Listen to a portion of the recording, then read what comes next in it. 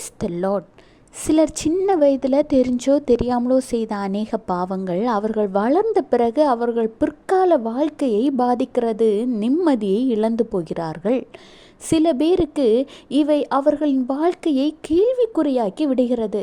ஆனால் சிறு வயதில் தாங்கள் செய்வது தவறு, அது தங்கள் வாழ்க்கையை பாதிக்கும் என்பதை கூட அறிந்து கொள்ள முடியாத மனப்பக்குவத்தில் இருக்கிறார்கள்.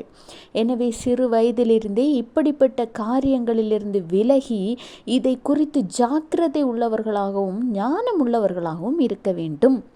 கர்த்தர் சொல்கிறார், 1 தீமோத்தேயு 4:12, உன் இளமையை குறித்து ஒருவனும் உன்னை அசட்டை பண்ணாதபடிக்கு நீர் வார்த்தையிலும் நடக்கையிலும் அன்பிலும் ஆவியிலும் விசுவாசத்திலும் கற்பிலும் விசுவாசிகளுக்கு மாதிரியாயிரு.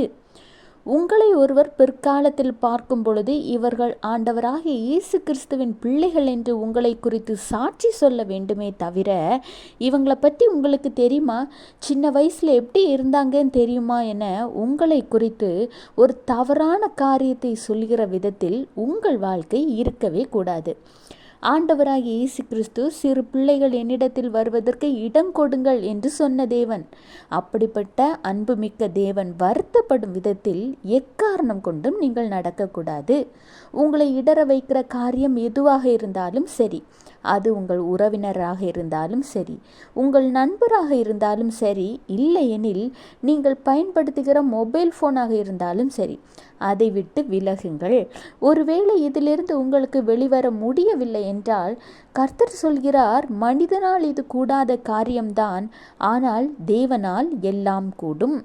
ஆண்டவராகிய இயேசு கிறிஸ்துவிடம் முழு விசுவாசத்தோடு நீர் நினைத்தால் எனக்கு இந்த காரியத்திலிருந்து விடுதலை தர முடியும் என்று நான் விசுவாசிக்கிறேன் என்று விசுவாசித்து ஜெபியுங்கள்.